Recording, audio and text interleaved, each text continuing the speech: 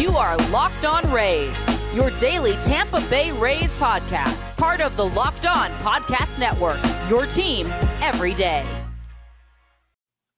Hello, my name is Kevin Weiss. I'm Ulises Sambrano, host of Locked On Rays, part of the Locked On Podcast Network. You can subscribe to Locked On Rays on Apple Podcasts, Spotify, Stitcher, Odyssey, and online at fanstreamsports.com. We're also on YouTube as well, so be sure to check us out there. Also, follow us on Twitter and Instagram at Locked On Rays. And we always welcome your emails as well. Got a couple the other day.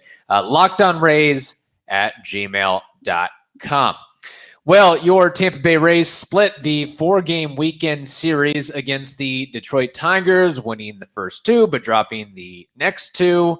The Rays stand right now at 92 and 58, 6.5 games up on the Red Sox in the AL East. Ulises, it is a Monday, which means it's time for our takeaways, observations, and what we learned from the Rays baseball weekend. What do you got? We have a lot to get through, so I'm going to try to not ramble on as I usually do. So number one, a big shout out, big thank you to Braden Wilbur, a very special 12-year-old who we met over the weekend, Kevin, who loves the Rays and he loves the podcast. And we got to interact with him and his father, Brian, who lived like 3 hours away. And so what a cool thing to do for his son. And I just wanted to give them a shout out because I think we spent a really good time with them. Yeah, it really was great, and great to hear Rays fans coming from far and wide to attend a game over the weekend. And we were humbled, flattered to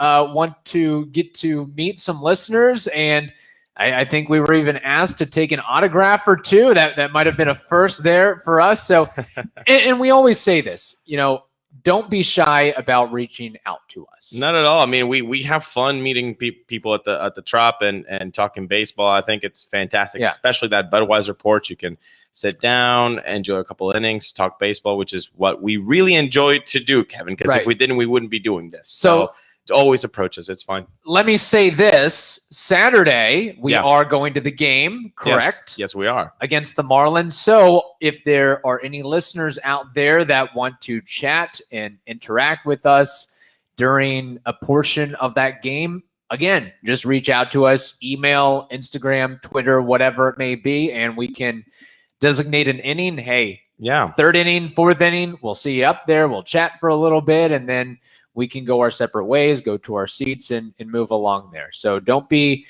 shy whatsoever. And hopefully we made a person or two's weekend over the weekend. Yeah, that was nice. Braden made our weekend. So thank you, Braden, and thank you, Brian. Talking about that Saturday experience at the ballpark and Sunday too. I went to Sunday. A buddy of ours, Brandon Holcher, invited me to the game, so I couldn't say no to that. I think your significant other wasn't too pleased that I did double dip baseball. Double dipped. I took Saturday and Sunday, but that experience at the Trop both days. What a great crowd it was in St. Pete.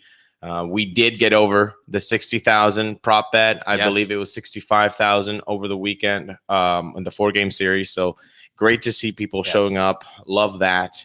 Having said that, when you're there and they make a good catch and people are clapping and screaming and they make some noise and everything is going really well, you can't afford to take that out of the equation in October. And what I mean by that is you can't have a starter take that 22,000 lively crowd out of it in the first inning. That is just a recipe for disaster, and that's what happened on Saturday. So that concerns me. I believe the Trop will be rocking in October, but you can't have a starter that just will put you in a hole after 2 innings 4-0. I feel like that's something that we got to talk about, because it leads into my next argument of the Rays are 35 and 34 in games decided by by 2 runs or fewer. By 2 runs or fewer, 35 and 34. That's concerning. in October, you're not going to play bloodbath games. Yeah, there might be one or two. So sure, have your fun in those. But most of the time, they're really good teams paired up, and they're going to go head to head, 2 runs, 3 runs. So you have to win close games. The Rays are barely above 500 in those. So having said that, are you concerned with the Rays record in close, tight games? I think there is something to be said for that. And we do know on the flip side how many comeback wins they've had and walk-offs and the heroics of Brett Phillips. But I feel like you can only go to the well so much with that. You can't rely consistently, particularly when you get into the playoffs. Oh, we're down 4-1. We're down 5-1. We're down 7-1. We can pull this thing out. I mean, you're clearly never going to give up. You're going to keep fighting and fighting and fighting. But those opportunities and those chances, the competition, things tighten up a little bit. Yeah. So I do think it's something that has some merit and warrant to it. Plus I guess in the playoffs, don't the extra inning rules go back to normal? Correct. So no Manfred runner, none of that. Because the Rays have struggled in those situations as well. They have. And so maybe that's a positive to look forward to in the playoffs. But again, do you really want to get into the mess of extra innings in the playoffs? Obviously, I don't think that's any team's strategic plan. Let's get to the 12th inning and then we'll get them. So that's a little bit of a concern to me. The tight games not being the Rays way. Looking up into the big picture, I understand the magic number is 3 to clinch the playoffs. That should come soon enough, hopefully. 6 to clinch the division. Okay, that'll take a little bit more time. There are 12 games left. 8-10 record in September. And this is what I wanted to focus on. 8-10. We always talked about if the Rays go 500 at the worst case scenario. I always looked at 500 as the worst case scenario for this team. 8-10, they're close, but that's still below 500. So with 12 games left and Houston and the Yankees sucking up 6 of those games, and honestly, I can put the Blue Jays there. So 9 games against good teams. It would be nice for them to start heating up again. I'm not jumping off any cliff. 6.5 in the division, but I feel like this is the week where you're like, okay, we took kind of a week off of being, just a normal ball club, a 500 ball club. Now let's go for it. Now let's go get it. Punch the pedal.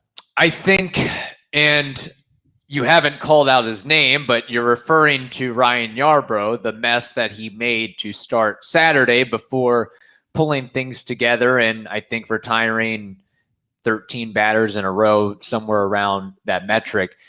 As we will discuss later on in this program, I think the Rays are maybe putting their foot down and saying, Ryan Yarbrough, we may not use you to start a playoff game. We may have another option that just got called up, and will be making his major league debut tonight. Yeah, because again, you can't put your team in a hole so quickly. It's the Yarb special, the 3-run bomb in the first. I've gone to 3 games. I've gone to 3 games, Kevin, where that has happened legitimately. And so, it's just not great to just suck out the energy from the crowd so quickly. You can't do that in October. Those yellow towels, those get to players. It's just a different atmosphere. So when you help the other team, the visiting team, take out that, what is it? Is it the 13th man or the 12th man in football? What is it? 12th man. 12th man. Yeah. The crowd.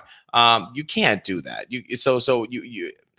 I really hope, look, good for Yarbs for getting through to it, but I do have to put a little bit of an asterisk on him getting better. Number one, it's not a playoff team. It's the Tigers. So, let's not, oh my gosh, the celebration of retiring the last 14 out of, it's, okay. And number 2, when you have a 4-run lead, what do most teams do? Yeah. They relax. They, it's just, normal. You have a 4-run lead. Your at-bats are not going to be as pressure filled for the Tigers. So, you kind of start to relax and maybe, you take a couple of bats off. I don't know. It's not such a but did you see how he bounced back? Do that in July. Yes. I don't care about the bounce back in September. It's too late. It's too late for to see the character arc, rotate towards I believe Yarbs is a stable 5-6 innings. No, not in October. Right. No, I agree with you on all that, but I do give him a little bit of credit because the wheels could have come off quickly, even more so. And he just said, I suck. I don't have it anymore. I can't keep going like this. Or he just keeps giving up taters. At least he was able to correct himself after having so many bad outings in a row now. It's every time that Yarbrough has been the starter, I mean, seemingly the last several starts, it's been all right, so 5 earned runs, 6 earned runs. Is this what we're going to get? And even Kevin Cash and some of the other coaches and players have acknowledged, he's had a rough go of it. So the microscope is on you that you're struggling. Why are you pitching so poorly right now? And to be able to navigate out of that, I do give him some credit for that. And yes, the Tigers aren't, the 27 Yankees or anything like that, but they've shown they can play a little bit. They may not have the biggest names. They may not have a ton of all-stars, but they'll work you down a little bit. I keep going back to it. They're going to be a better team in 2022 than we think with that. But I do, on the whole, on the aggregate, I do agree with you that the Ryan Yarbrough experiment, I don't want him starting a game 2, a game 3, a game 4. And I think with McClanahan back in the fold, the Rays lost the game on Sunday, but he looked sharp. Showing, I think the rest helped him. I mean, we talked about how Shane McClanahan, not to hijack your takeaways here, but Shane McClanahan, the slider can get hit. I mean, it was much better. He was driving it inside to the righties and getting swing and misses at the bottom of the zone. But Kevin, we're also talking about a guy that was bailed out by the defense too. Yeah. So it's not like he's just settled down and he was just mowing them down 1, 2, 3, 1, 2, 3. No, he first of all not putting guys away. And how many dazzling defensive plays did we see on Saturday, saving Yarbrough from a meltdown? So. Sure, the results ultimately were there. 6 innings, 4 earned runs. That's a number 5. Now that's a number 5 and 4, number 5 in the rotation. Yeah. But enough of that. I'm sorry. I'm sorry. I've got a soft spot for Yarbrough. He's a local kid playing for the local team. That's I love that. But not in the playoffs. I'm sorry. Yeah. No. And you know what? We might not even have this conversation if Tyler Glasnow is healthy. He might have been knocked out long ago. I mean, if the Rays are making accommodations for Dietrich Enns, that is the point we're at right now with all of this. So is that what you got? That's what I got. All right, very good. Maybe something that I think that Ryan Yarbrough, he needs to relax. He needs to move on from some of these bad outings and maybe just chilling, relaxing, stepping back. Okay, go back on the recliner and turn on DirecTV stream. That might get them back in the groove a little bit. I think you're exactly right. So today I want to tell you all about a simple way to get all that entertainment that you love without the hassle. DirecTV Stream brings your live TV and on-demand favorites together like never before, which means you can watch your favorite sports, movies, and shows all in one place. And what's the best part about this? There's no annual contract. I hate annual contracts. Kevin Weiss hates annual contracts, and we know that you do too. So stop waiting and get your TV together with DirecTV Stream. You can learn more at directtv.com. That's directtv.com.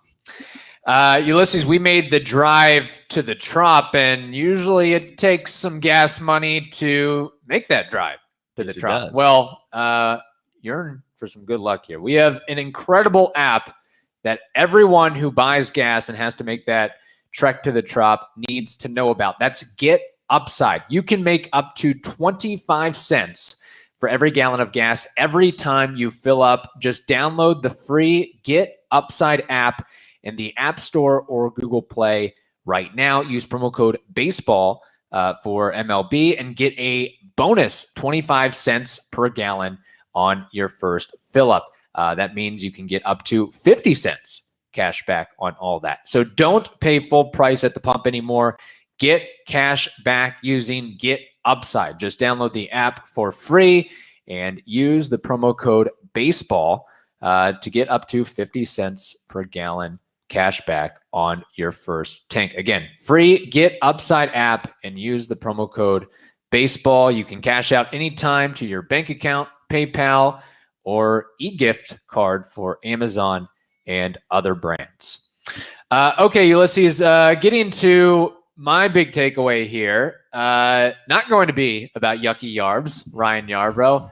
I have yes, the Rays did lose Saturday and Sunday, so that put a little bit of a damper on things. But over the course of the 4-game series against the Tigers, some history was made.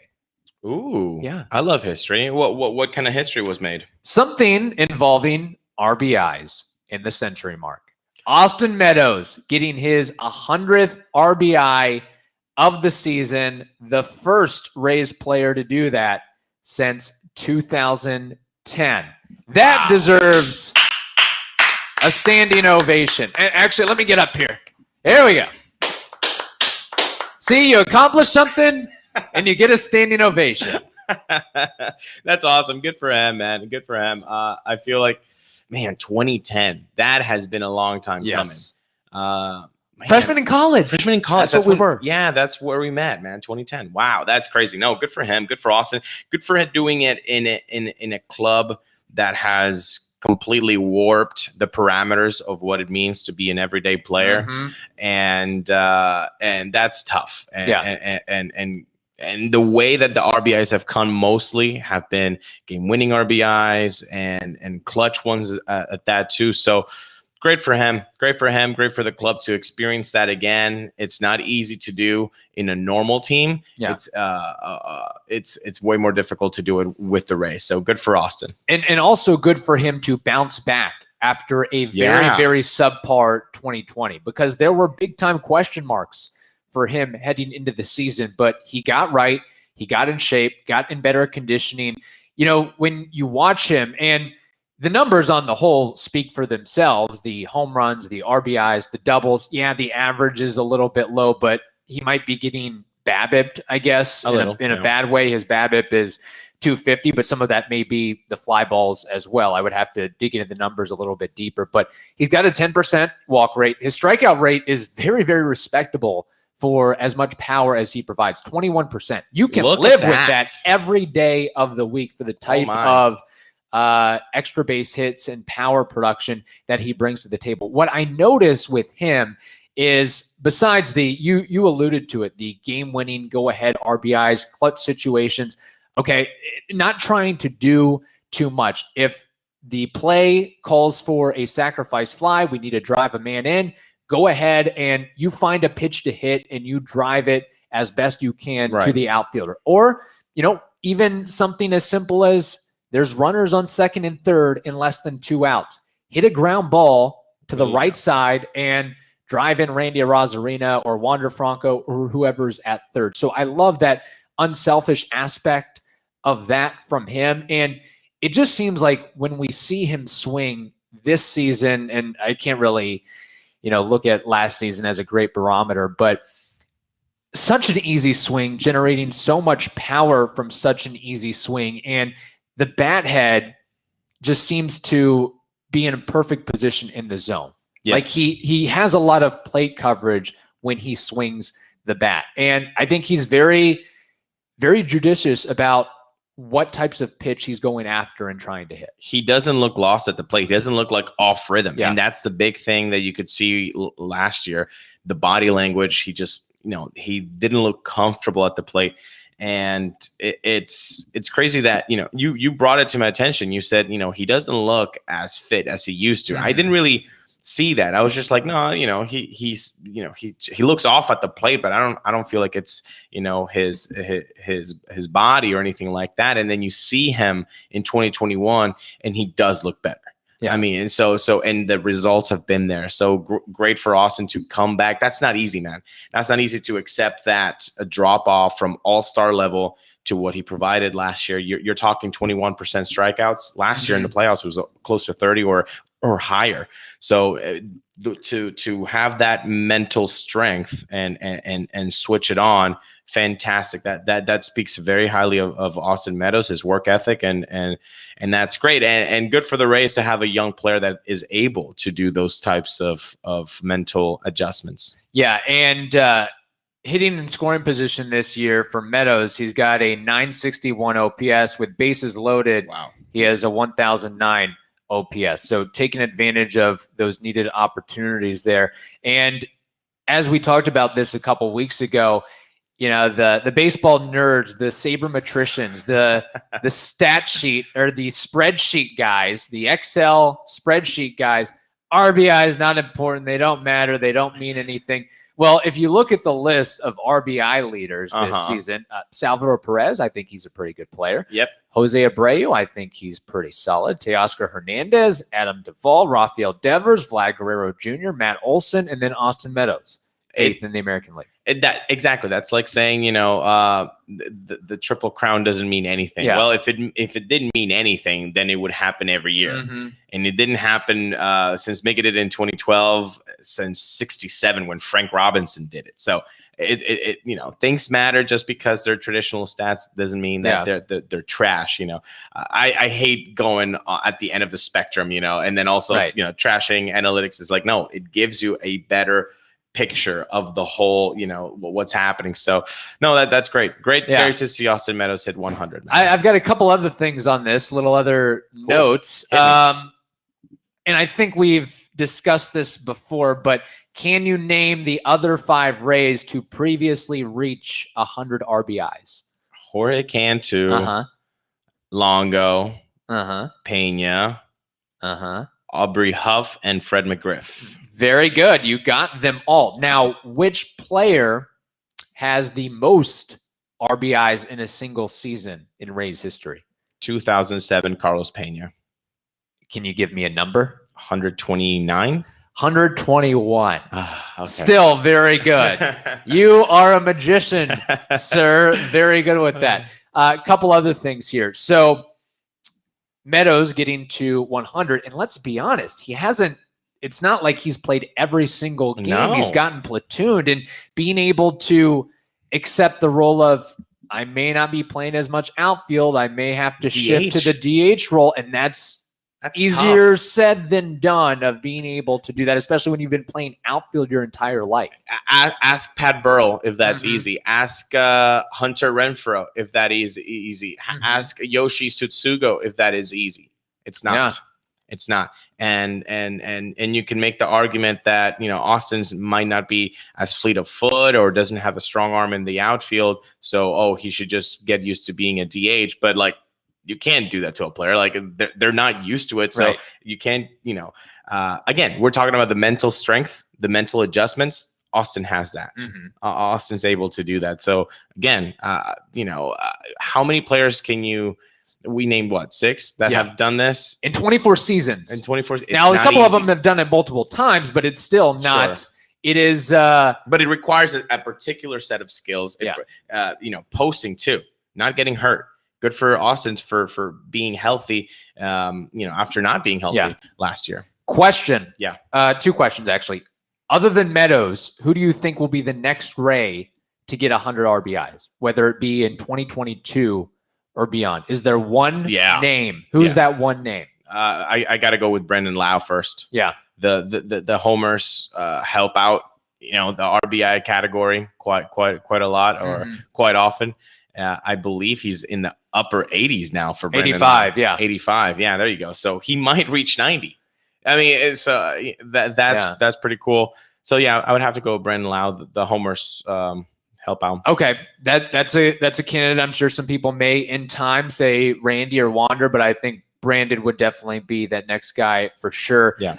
Does Austin Meadows get a contract extension from the Rays, or are they going to play the arbitration game? He's arbitration eligible in 2022 and a free agent in 2025. Your gut reaction or your gut feeling on this? When you say 2022, that means that he's not going into arbitration for 2022. He'll go after the 2022 season, correct? From what I understand, it means he'll be going into his first year of arbitration in 2022. I believe so. Because he's played now how many years in the majors? Maybe you're right. That's tough, man, because I don't think that guys like Austin Meadows are easily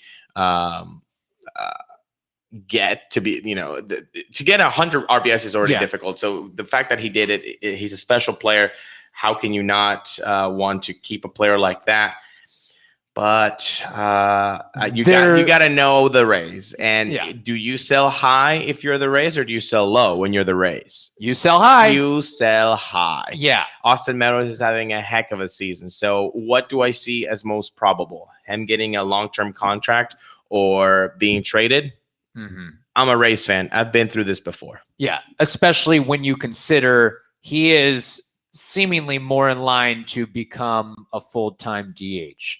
And maybe at some point a first baseman. You got guys like Randy, Vidal, Margot, KK still, Brett Phillips, Josh Lowe on the come up. Yeah. The athleticism, at least the ability to play positions or multiple positions, I think Meadows will always swing the bat, I think, for the next half dozen years at the very least. But we also have to acknowledge the struggles versus lefties as well. So if you've got a couple flaws, a couple black marks on you, then that just makes it so much easier for the Rays to find a way to move off of you or not give you said contract extension, whatever it may be. But let's enjoy the ride while we can. Of course. Let's enjoy it. Maybe, I don't know. I don't know how much more productive Austin Meadows can be this year, but I'm sure consuming some Built Bars wouldn't hurt him whatsoever. No, because they're incredibly tasty and they're healthy too. And you've got so many flavors to pick, Kevin. You got raspberry, mint brownie, double chocolate, strawberry, cookies and cream. You guys know all the flavors, but if you haven't decided which one to get, that's okay. You can get a mixed box and you get 2 of each of the 9 flavors. Let's look at the macros real quick. 17 to 18 grams protein. Calories are ranging from 130 to 180. Only 4 to 5 grams sugar. Only 4 to 5 grams net carbs. You got to go to built.com. But before you hit that purchase button, make sure to use the promo code LOCKED15, LOCKED15 will get you 15% off at built.com. Ulises, one guy that may or may not need a Built Bar. I mean, it certainly wouldn't hurt, but Shane Baz making his MLB debut. Question for you against the Toronto Blue Jays. Yes, I am an open book here. Does Shane Baz get okay, this is I was going to do a standing ovation joke, but now before proposing that, we have. How do you do that to a pitcher? How do you give a standing ovation to a pitcher? As he's coming out of that 3rd, 4th, 5th, 6th inning. But the problem is if they get shellacked. No, I think you give him a standing ovation as he's walking to the mound. So Rays fans, you can't show up late to tonight's game. You have to be there early. Early in your seats and get ready after he's throwing his warm-up tosses, whatever maybe. You have to make sure, don't be going to the bathroom or going to the concession stands. If you want to give Shane Baz a deserving standing ovation for making it to the big leagues, from going to AA to AAA, playing in the Olympics, to now making his MLB debut, you better be in your seat and ready to give him a clap before he makes the first pitch. But Kevin, so that means you're going to have to, pay for parking and be early. Well, or you come up with some other creative ways. Stu got me. Stu got me over the weekend. He got him, folks. I showed up about an hour late to the Tigers game on Saturday, and they're still taking parking, even near the U-Haul. They ran out of parking spots in the Trop, and they're still taking my $20. So this is how we know they're listening to the podcast, Kevin. They listened to the podcast. They were like, "Oh, Kevin Weiss knows the loophole. Let's close that loophole." Stu is now a subscriber. Yeah. Now we know Stu subscribes. Hi, Stu. This is a message to you. It's been a minute, pal. Yeah.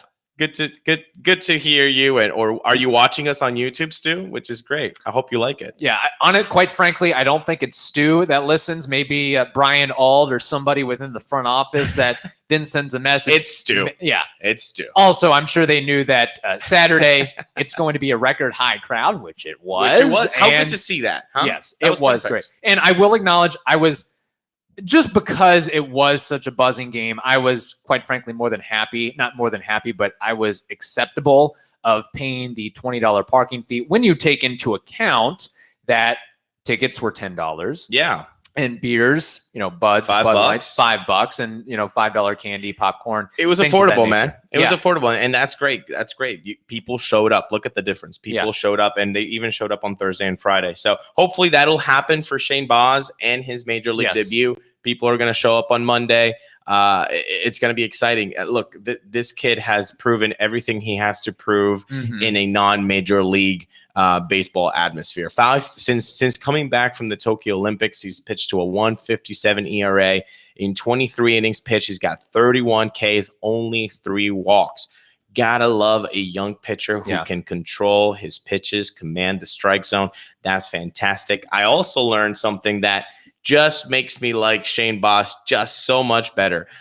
He said he was never as nervous on the mound ever on a baseball game than when he was wearing the USA jersey across his chest in the Olympics. I always say, baseball needs more of a nationality, international competition. World Baseball Classic needs to be pushed harder. Get this game to every corner of the world. That's awesome to see. Players care about the Olympics. Players care about wearing the USA across their chest or their own countries of origin. Such a lovely thing to see. Such a lovely thing to experience as a player and as a fan. Yeah. So good for Shane Baz. Rooting for him. I hope everybody does too. Yeah, and the other thing on Shane Baz, actually, I don't know if he could or would be eligible for this, but I believe his father is Lebanese. So there might be... I don't know how the rules would align with international. They can, but I don't know if it's like soccer. Once you wear the nation's shirt, then you can't do another one. At least you can't change teams like Edwin Jackson. not in the national international stage, but I don't know. At least that's the way that is in soccer. But good for him. Yeah, one thing to watch with Shane Baz, and I've just watched some grainy highlights and video, but the ease of delivery out of the stretch. It looks like he's throwing warm-up tosses. And it's maybe the easiest 98, 99 you will ever see from a guy, from anybody, but a guy that's, 6'2", 22 years old. And we talked about this with Keenan Lamb, who covers obviously the prospects. And we talked about the change in his delivery and how it has become a little bit more stable. The head is not jerking all out of place. You can see it's just very repeatable. What a lovely thing, again, to see. So you have a guy that not only has a repeatable delivery, which is 101 for a pitcher who wants to succeed, but then he can also command and control his strikeout and all of his pitches. He can just bombard that strike zone. I mean, it's just... It seems to be the complete package. He's already saying, the Olympics was as nervous as I'm going to get. That's awesome. I'm excited. I think if you're a Rays fan, you've got to be pumped for tonight. And again, if you want this rotation to be successful in October, if you want the pitching to be at its most elite, it's very important that Shane Baz delivers results, because if we see a Shane Baz who just gives you 4 innings and 4 runs, or 4 innings and 3 runs, mixed bag results, you can of course call it professional growth, personal growth, and all of that. But the short-term goal is to have your best pitchers pitch in October. If he has mixed results, I don't know how that is going to play out in the decision making of saying, you know what, we better just go with expertise rather than with stuff. A couple things. This is certainly going to be a wake-up call, sort of thrown into fire for Shane Baz going up against the Blue Jays, who of course lead all of baseball in home runs, lead all of baseball in team OPS, and don't strike out. Strike out very rarely. The second fewest strikeouts in all of baseball. And we know all about the big names. Now, it is a righty-heavy lineup, so maybe that plays into Baz a little bit, plus the fact that they have not seen him at all and what he brings to the table. But with Baz, and again, history and I guess the future will tell all of this, but you talk about that easy, repeatable, controllable delivery. That's good for staying healthy. And also, not to go into the human anatomy, but his build, the thick lower half, the forearms, strong hands, thick shoulders, like that all kind of seems to be in play of a guy who can stay healthy and has some staying power with all that. And we can't end the show without me giving a little bit of a joke to the Pirates. Their worst nightmare has come to fruition, folks. Every player from that trade has made some sort of impact with the Rays this season. Austin Meadows, Tyler Glasnow, Chris Archer for a little bit, and now Shane Baz. Oh man, like that front office is probably having a I don't know if they've gotten over it, but it definitely looks bad. And I'm happy about it. Yeah, I think, can somebody just, I know this is mean, but send kind of a comment or a joke to the Locked On Pirates host, like, yeah, hey, that'd be nice. I mean, like, hey, guess who's starting tonight, guys? the to be determined player on the Archer player deal. To be named later is Shane Baz, and he very well could be the best one of the bunch when it's all said and done, staying healthy, and if he stays around long enough. Finally, over under 4 2/3 innings for Shane Baz tonight. Oh man, I'm going with rookie good luck, rookie excitement, and first time these hitters are going to see his stuff. 5 innings. I'm going kind of a Matt Moore debut in Yankee Stadium. Remember, 5 innings, 11 punchies from Matt. That's what I'm looking for from Shane. Maybe not the 11 punchies because this is a very good lineup right now that's not striking out. So maybe, but I will give it the 5 innings, maybe 1 earned run or a shutty. I'm going for that. All right, maybe like a Drew Rasmussen start. Yes, a typical Drew. How about that? Shane will be the typical Drew. There we go. A couple comments here from listeners. Wise Guy says, hopefully he's A+. They need it. Caleb L29 on Twitter says, can he hit? Yeah, it'd be nice to get the bats going a little bit. That's kind of important. And then Jonathan Dean Ritchie says, for Baz, an opportunity against arguably the best offensive lineup in baseball to see if he can pitch during the playoffs. Hopefully he's successful, as our starting pitching is the only weakness that I see heading into the postseason. So there we go. I'm calling a dub. I'm calling some excitement. Let's go. I'm calling some fun Shane Baz action. Before we go, because I know we're running long, Wander Franco, when he was called up, that was during the 7-game losing streak. Remember, folks? So I think, this is not the same, but it's September, 12 games left. You got to inject some adrenaline, some punch to the lineup, to the rotation. I think it's going to do wonders for the clubhouse, and these 12 games, they're going to get a punch from not only Shane Baz, but Wander Franco is coming back. Yeah, and we can talk about, I know we're going long here, but I know we can talk about, is it kind of tough to throw him in against the Blue Jays? At some point, if your intention is to use him in the playoffs, he's going to have to pitch really good competition at some point. Sure. So if you want to start him against the Marlins, so be it. But then you probably got to face him against the Yankees or the Astros. So you might as well get his feet wet right now and see what he can do and bring to the table and go from there. So, that wraps up this edition of the Locked On Rays podcast. Now tell your smart device to play the most recent episodes of the Locked On Bets and Locked On MLB podcast. Hope you all have a wonderful day. Stay safe, and we will talk to you